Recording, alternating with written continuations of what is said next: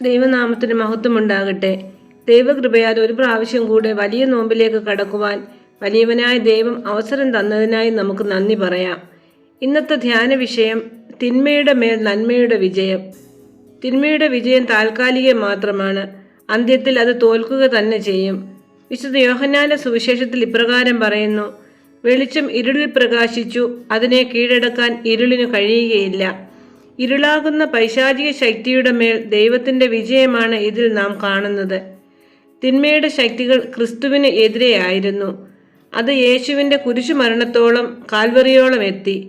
എങ്കിലും ആ അന്ധകാരത്തിൻ്റെ മേൽ പ്രകാശത്തിൻ്റെ വിജയം അവൻ്റെ ഉയർപ്പിനാൽ നമുക്ക് തിരികെ ലഭിച്ചു. ആ തിന്മയുടെ ശക്തികളാണ് അധികാരവർഗത്തിൻ്റെ സ്വാർത്ഥ താൽപ്പര്യം, പീലാത്തോസിൻ്റെ നീതി നടത്താനുള്ള ഭയം, റോമൻ പടയാളികളുടെ ക്രൂരത, പൊതുജനങ്ങളുടെ നിസ്സംഗ മനോഭാവം എന്നിവ. ഇതൊക്കെയും നമ്മുടെ ഇടയിൽ നടക്കുന്ന സന്ദർഭങ്ങളുണ്ട്. നമ്മുടെ നോമ്പും ഉപവാസവും ഒക്കെ ഈ തിന്മകളെ മറികടക്കുവാനുള്ള മാർഗമാണ്. അതിനായി ദൈവീയ ശക്തി നാം പ്രാപിക്കേണ്ടതുണ്ട്. മറ്റുള്ളവരെ സ്നേഹിക്കുവാനും അവരുടെ ആവശ്യങ്ങളെ അറിഞ്ഞു ചേർത്ത് പിടിക്കുവാനും ശ്രമിക്കണം. നന്മയുടെ പാത ഇടുക്കമുള്ളതാണ്, അതിൽ കഷ്ടതയേറെയുണ്ട്. തിന്മയുടെ പാത വിശാലമാണ്.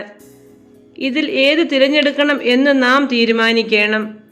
അപ്പോസ്തലനായ വിശുദ്ധ പൗലോസ് ഗലാത്യർക്ക് എഴുതിയ 6-ാം ലേഖനം 9-ാം വാക്യത്തിൽ ഇപ്രകാരം പറയുന്നു: നന്മ ചെയ്യുകയിൽ നാം മടുത്തു പോകരുത്, തളർന്നു പോകാഞ്ഞാൽ തക്ക സമയത്ത് നാം കൊയ്യും.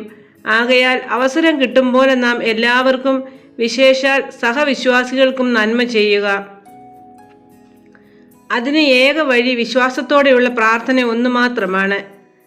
അതിനായി യേശു നമ്മുടെ വാതിലിൽ മുട്ടുന്നുണ്ട്. ഹോൾമാൻ ഹണ്ട് എന്ന പ്രസിദ്ധനായ ഒരു ചിത്രകാരൻ്റെ ഒരു ചിത്രത്തിൽ യേശുക്രിസ്തു ഒരു വീടിൻ്റെ വാതിൽക്കൽ മുട്ടിക്കൊണ്ട് നിൽക്കുന്നു. പക്ഷേ ആരും ആ വാതിൽ തുറന്നു കൊടുക്കുന്നില്ല. ഈ ചിത്രം കണ്ട ഒരു കുട്ടി തൻ്റെ പിതാവിനോട് ആരും വാതിൽ തുറക്കാത്തത് എന്താണെന്ന് ചോദിക്കുന്നു. അവർ വീടിൻ്റെ നിറവറയിൽ ഇരിക്കുന്നത് കൊണ്ടാണെന്ന് പിതാവ് മറുപടി പറയുന്നു. അതെ, നമ്മൾ ഓരോരുത്തരും നമ്മുടെ നൈരാശ്യത്തിൻ്റെയും തിന്മയുടെയും ദുഃഖത്തിൻ്റെയും നിലവറയിലാണ്. എന്നാൽ നമ്മുടെ സ്നേഹവാനായ യേശു നമ്മുടെ ഹൃദയവാതിലിൽ മുട്ടുമ്പോൾ അത് തുറക്കണമെങ്കിൽ നമ്മുടെ എല്ലാ തിന്മകളും മറന്ന് നന്മയെ സ്വീകരിക്കണം. നാം ആശിക്കുന്നതല്ലായിരിക്കും ചിലപ്പോൾ നമുക്ക് ദൈവം ഒരുക്കിയിരിക്കുന്നത്. അപ്രതീക്ഷിതമായ സംഭവങ്ങൾ ജീവിതത്തിൽ നേരിടാം. ഹൃദയത്തകർച്ചയുടെ അനുഭവങ്ങൾ ഉണ്ടാകുമ്പോൾ ദൈവത്തിൻ്റെ നേരിയ ശബ്ദം ശ്രദ്ധിക്കുമെങ്കിൽ പോകേണ്ട വഴി നമുക്ക് കാട്ടിത്തരും. എല്ലാറ്റിൻ്റെയും സ്വരം കേൾക്ക, ദൈവത്തെ ഭയപ്പെട്ട് അവൻ്റെ കൽപ്പനകളെ പ്രമാണിച്ചു കൊള്ളുക, അതാകുന്നു സകല മനുഷ്യർക്കും വേണ്ടുന്നത് എന്ന് സഭാപ്രസംഗിയുടെ പുസ്തകത്തിൽ 12-ാം അധ്യായം 13-ാം വാക്യത്തിൽ നാം വായിക്കുന്നു. അത് നമുക്കും പിന്തുടരാം. നമ്മുടെ തിന്മകൾക്ക് പരിഹാരമാകുവാൻ കാലിത്തൊഴുത്ത് മുതൽ കാൽവറിയോളം യേശു നടന്നു. ആ ക്രൂശിൻ്റെ പാതയിലേക്ക് നമുക്കും വിശ്വാസത്തോടെ നടക്കാം. അതിനായി ഈ നോമ്പുകാലം നമുക്കേവർക്കും ഇടയാക്കട്ടെ. ആമേൻ.